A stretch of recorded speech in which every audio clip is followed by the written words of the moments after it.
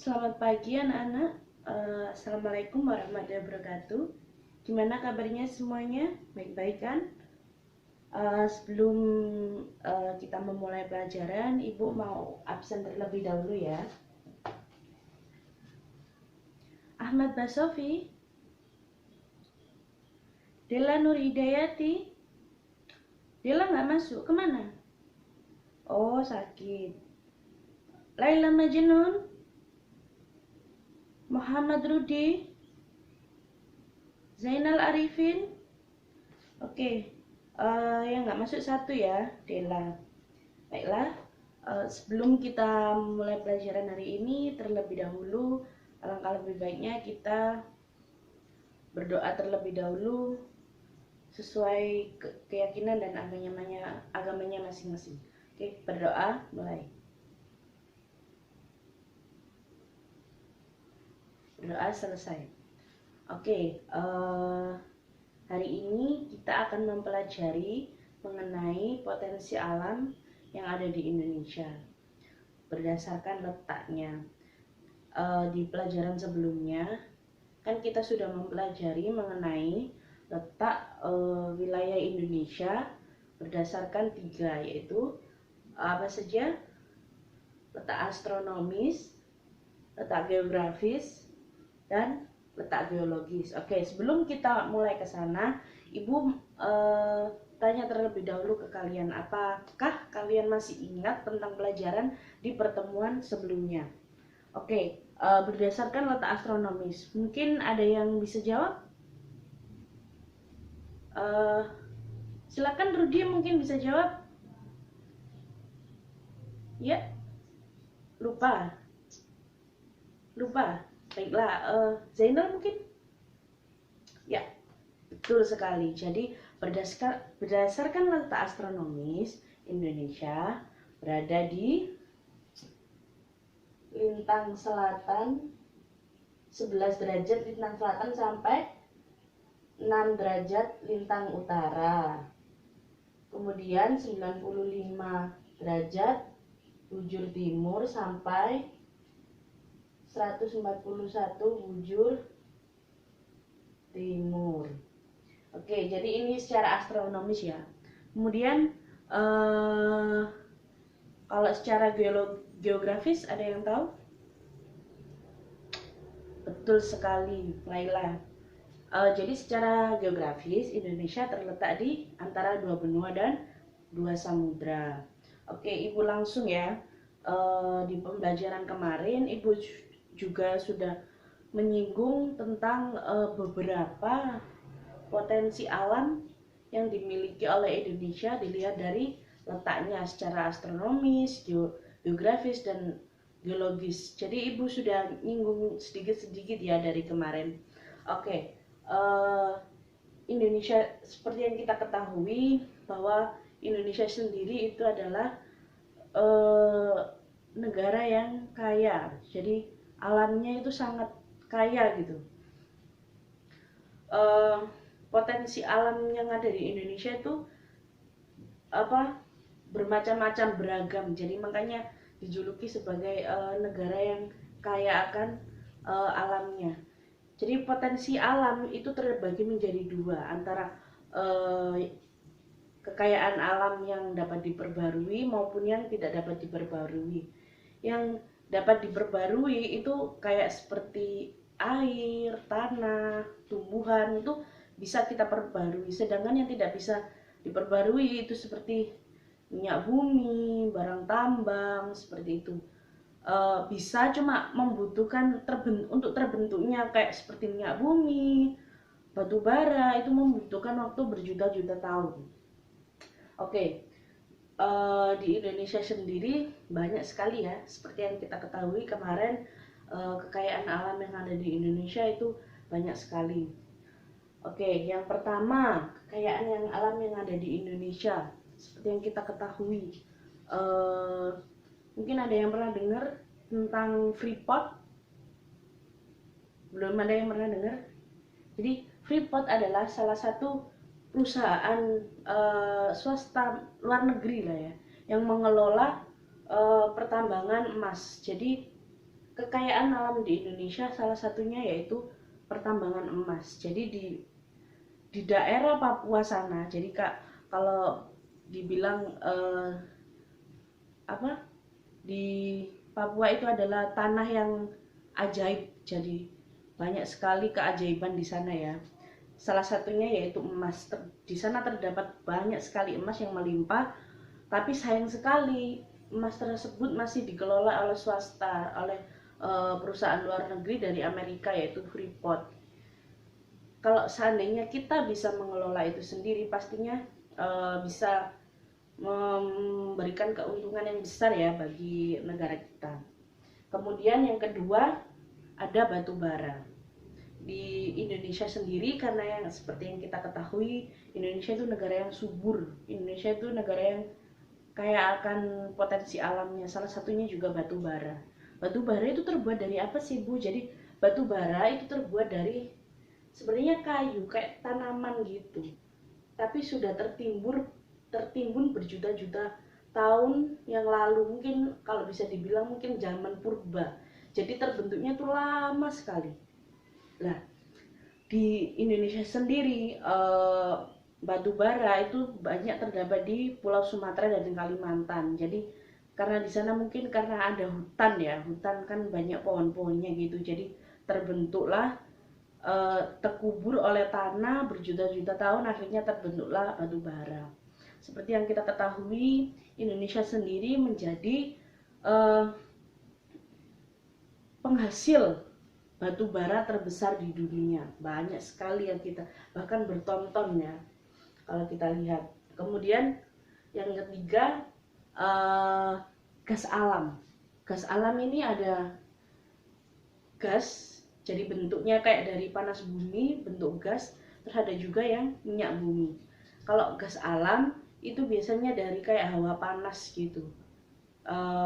Ini juga sangat memiliki potensi yang luar biasa ya, mungkin bisa buat kendaraan apa, bahan bakar kendaraan seperti BBM gitu. Seperti halnya minyak bumi juga bermanfaat untuk bahan bakar kendaraan untuk seperti bensin, mungkin pertamax, pertalit seperti itu ya. Di Indonesia itu memiliki banyak sekali tambang-tambang minyak bumi maupun gas bumi. Salah satunya di Cepu sama di Natuna. Di sana itu banyak sekali ya. Sayangnya kalau nggak salah di Indonesia sendiri itu kan kayak ada perkumpulan antara negara-negara penghasil minyak bumi di dunia bersatu gitu. APEC atau OPEC gitu namanya, lupa. Nah, sayang sekali mungkin kalau nggak salah beberapa tahun yang lalu Indonesia sudah tidak tergolong dalam organisasi tersebut karena dikabarkan Indonesia sudah tidak mengekspor lagi, malah mengimpor minyak bumi, gas bumi dari luar negeri. Itu Ibu kurang tahu ya kenapa, mungkin kalian bisa cari sendiri kenapa. Kalau nggak salah sudah keluar dari kayak badan mungkin penghasil atau pengelola minyak bumi di dunia ya. Tapi seingat Ibu, Indonesia sudah keluar dari situ. Terus selain itu juga selain dari emas, kemudian batu bara, kemudian minyak bumi, gas bumi, ada ada potensi alam lain selain itu seperti mungkin nikel, terus aspal seperti itu ya. Itu yang non hayati ya. Jadi ada dua, hayati sama non hayati. Non hayati itu seperti yang Ibu sebutkan tadi. Kemudian yang selanjutnya yaitu kekayaan alam berupa tanaman kayak flora gitu. Jadi di Indonesia banyak sekali ya tanaman-tanaman endemik di Indonesia, karena selain itu kita juga karena itu kita memiliki hutan hujan tropis di Kalimantan sama di Sumatera. Seperti yang Ibu jelaskan di pertemuan sebelumnya bahwa hutan hujan tropis di Indonesia itu menjadi salah satu hutan hujan tropis terbesar di dunia. Karena itu Indonesia disebut sebagai paru-paru dunia, karena di sanalah kayak oksigen itu dihasilkan. Jadi makanya itu Indonesia sangat banyak sekali kekayaan alamnya ya, apalagi di Kalimantan itu karena di sana letaknya hutan hujan tropis. Bahkan salah satu apa ya, kayak karya ilmiah dari siswa di daerah Kalimantan itu menemukan di hutannya Kalimantan itu ada salah satu obat yang bisa menyembuhkan kanker kalau nggak salah. Jadi segala jenis kanker bisa disembuhkan, dan itu katanya obat tradisional dari suku Dayak. Tapi untuk tanamannya sendiri itu tidak publikasi, karena menurut kepercayaan orang Dayak itu sebagai harta warisan nenek moyang mereka. Jadi kalau seandainya itu dipublikasi ke masyarakat, mungkin bisa saja dieksploitasi sehingga tidak ada lagi tanaman yang seperti itu. Jadi dirahasiakan tanaman-tanaman seperti itu. Nah, hanya itu, kekayaan hayati juga banyak sekali ya. Seperti yang kita lihat, Indonesia itu negara yang sangat subur. Jadi kalau kalian tahu lagunya Kus Plus yang bilang tongkat kayu dan batu saja bisa jadi tanaman. Jadi kita bisa nancapin kayu bisa jadi tanaman. Apa sih itu sebenarnya? Itu tuh yang dimaksud kayu itu batang ubi. Jadi kalau kita nanam kayak batang ubi aja sudah bisa muncul makanan kayak singkong, ketela gitu ya. Jadi banyak sekali. Jadi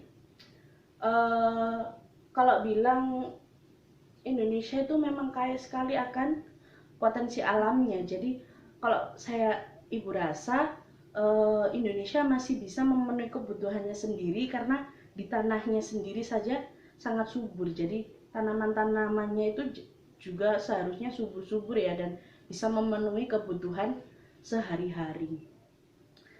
Di masa seperti ini kayak corona gini, kita kan kesusahan ya, kayak susah untuk kayak memenuhi kebutuhan makanan gitu, terutama yang bagi masyarakat yang hidup di perkotaan. Karena apa?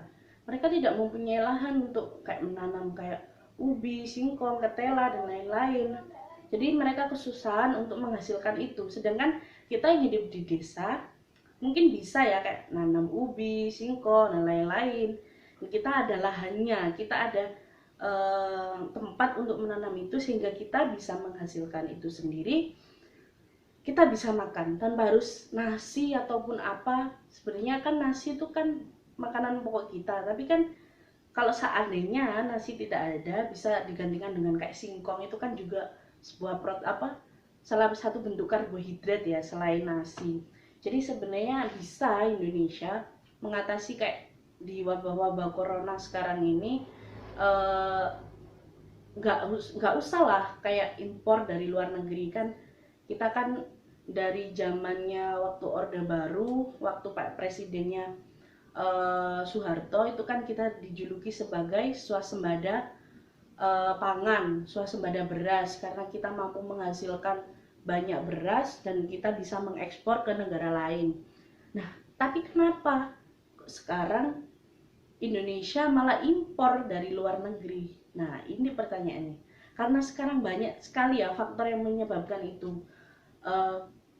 Mungkin karena kualitas berasnya yang jelek, jadi kayak kalau kalian pernah lihat beras-beras yang beras raskin itu lah, itu kayak gitu tuh jelek. Mungkin kualitasnya segitu ya, karena itu sudah lama mungkin ditimbun oleh beberapa pihak, jadi akhirnya jelek, kemudian jadi beras raskin. Nah, sedangkan dari beras luar negeri itu bagus, putih gitu, nggak kayak di Indonesia yang mungkin banyak kerikil atau kayak menguning gitu. Nah, itu kenapa? Karena banyak sekali ya faktor, mungkin terlalu banyak penggunaan pupuk kimia atau bahan-bahan kimia yang lain. Terus kemudian apalagi yang menyebabkan negara kita itu tidak bisa memenuhi kebutuhannya sendiri, salah satunya yaitu beras.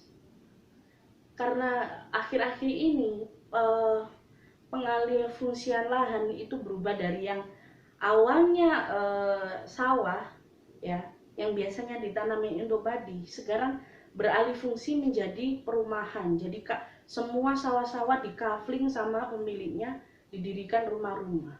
Jadi tidak lagi menjadi sumber penghasil mungkin padi, beras untuk Indonesia, jagung atau apa yang menjadi salah satu makanan pokok ya di Indonesia. Makanya itu kenapa kita jadi ekspor di negara lain, karena kualitasnya menurun, kemudian lahan untuk pemenuhan kebutuhan, sedangkan lahannya segitu, sedangkan masyarakat Indonesia semakin banyak, jadi pemenuhan kebutuhan di Indonesia menjadi bertambah, sedangkan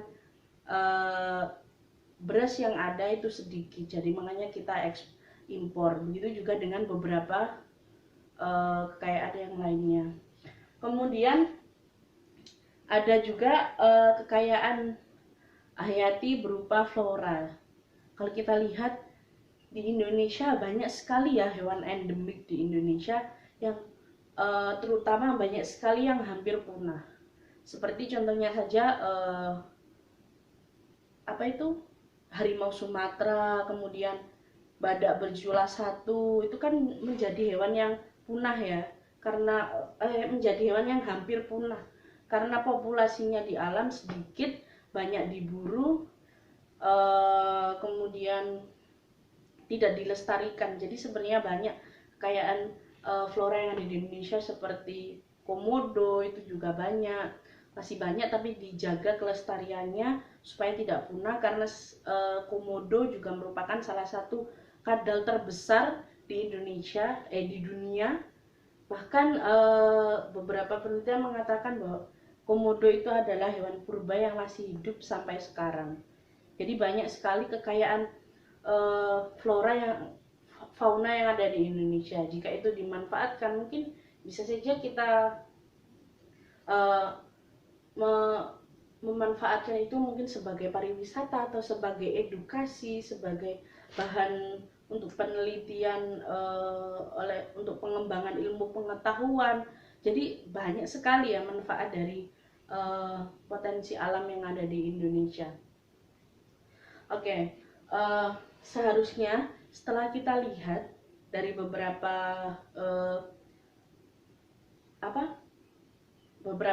penjelasan yang Ibu jelaskan tadi, kita bisa melihat bahwa sebenarnya Indonesia itu mempunyai banyak sekali kekayaan alam, tapi sayangnya kebanyakan masih dikelola oleh orang luar atau orang asing. Nah, di sini Ibu mengharapkan kepada kalian bahwa setelah kalian mendengar atau melihat, oh ternyata Indonesia memiliki potensi yang sangat luar biasa ya. Nah, Ibu harapkan kalian nantinya bisa mengelola sumber daya alam itu sendiri untuk kepentingan kita sendiri, maksudnya kepentingan bangsa Indonesia, bisa memakmurkan negara Indonesia menjadi lebih baik. Jadi Ibu harap nanti setelah kalian mendengar pembelajaran kali ini, Ibu harap kalian bisa mengelola lah, seenggaknya mengelola sumber daya alam yang kita miliki, maupun yang hayati maupun non hayati, secara mandiri agar tidak tergantung dengan negara lain. Oke, baik. Kali ini Ibu akan memberikan beberapa lembar kerja ya. Tolong dikerjakan.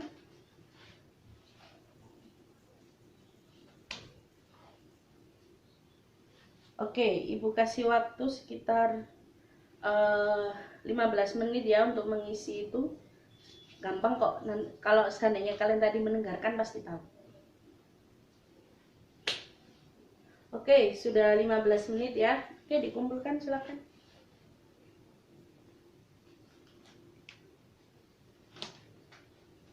Baik, sudah Ibu terima lembar kerjanya. Di sini untuk pembelajaran kali ini Ibu mengharapkan sekali lagi buat kalian,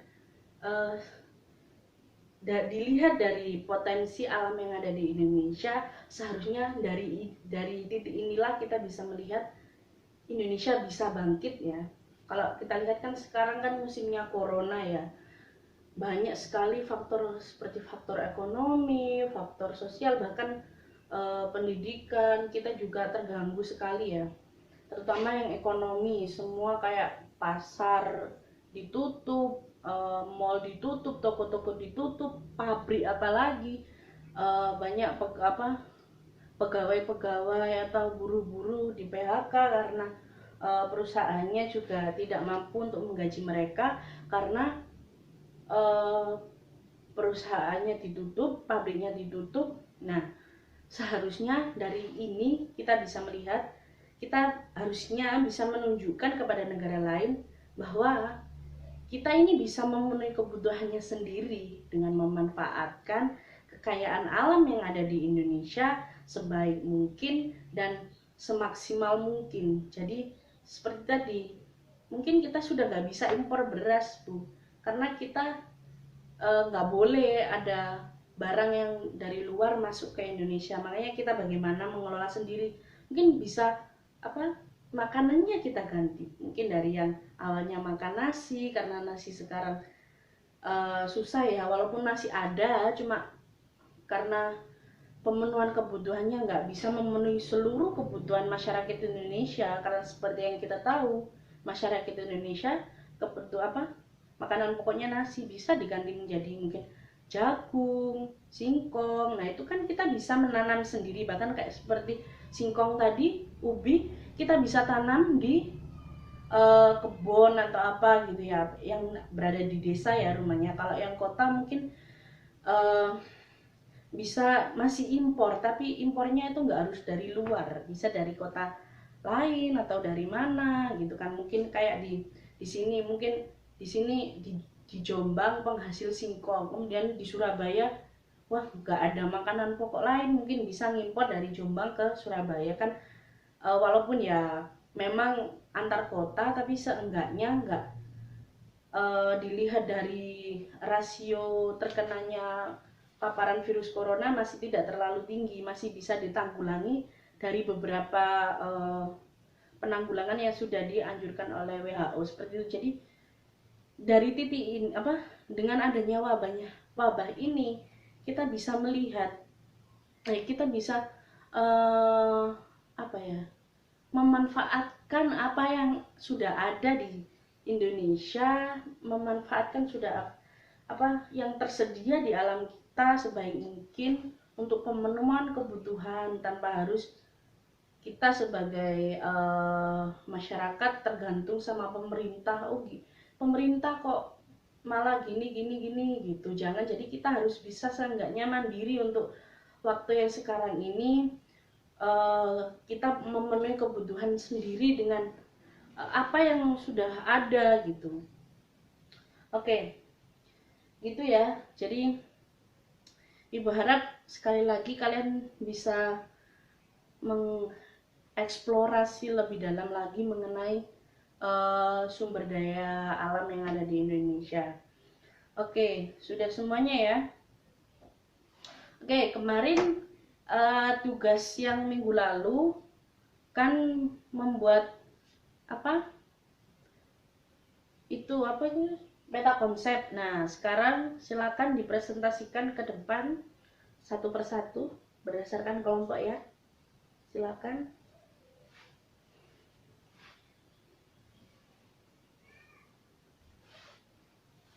Oke, semuanya sudah mempresentasikan ya. Ibu rasa kalian juga sudah cukup paham ya mengenai pembelajaran kita kemarin tentang letak Indonesia. Sekarang Ibu mau memberi beberapa tugas untuk kalian semua. Kelompoknya tetap saja ya seperti kemarin. Untuk yang tidak masuk tolong dikasih tahu ya nanti tugasnya. Jadi Ibu contohkan kayak gini. Kalian nanti ngeprint atau enggak nanti ibu yang nyediain. Jadi satu HVS gitu ya, peta Indonesia. Kalau enggak gitu yang kayak agak gedean sedikit ya. Jadi di situ nanti di print atau enggak nanti digunting tempel gitu peta Indonesia. Nah setelah itu, setelah terbentuk kayak peta gini ya, nah gini kan, nah tugas kalian ini nanti dengan peta Indonesia gitu ya, peta Indonesia. Nah nanti ada dua peta ya. Yang peta pertama itu nanti kalian isi letak-letak kekayaan alam yang ada di Indonesia yang tidak dapat diperbarui. Terus kemudian di sini di mana aja, kayak contohnya emas di Papua di sini.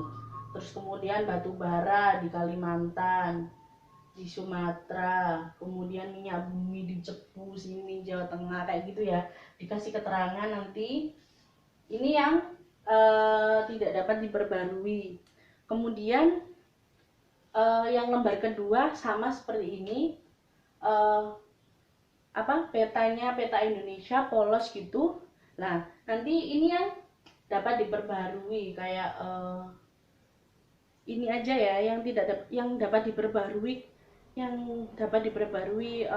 yang berkaitan dengan flora, kayak contohnya mungkin penghasil beras terbesar, kopi, tebu, teh, cengkeh, kayu manis. Nah itu kan kekayaan alam, potensi alam yang ada di Indonesia.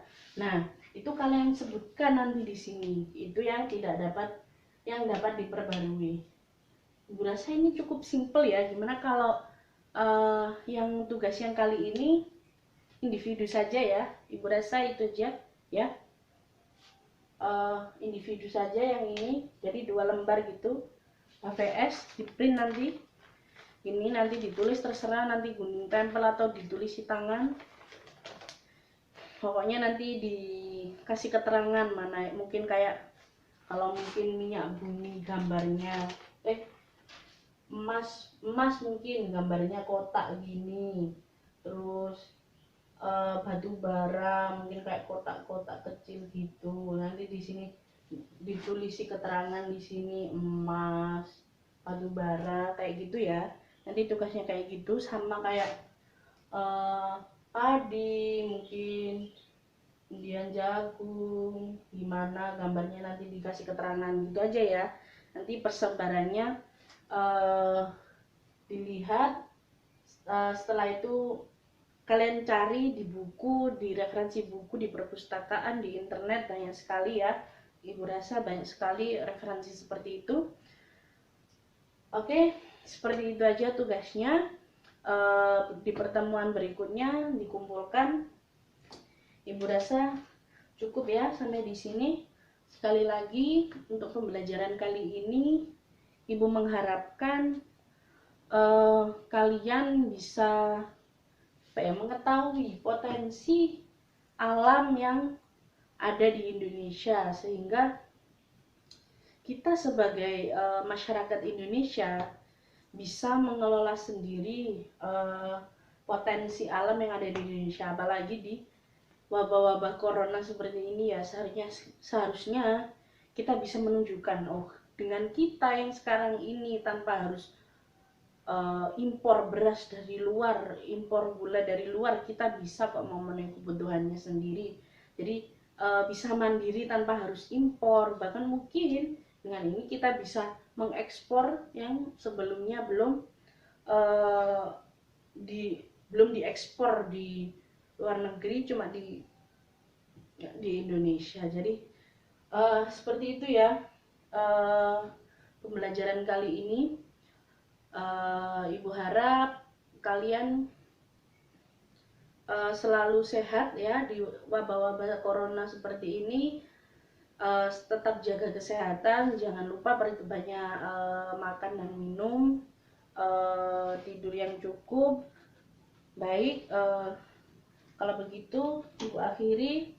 Apabila ada salah kata, Ibu mohon maaf. Wassalamualaikum warahmatullahi wabarakatuh.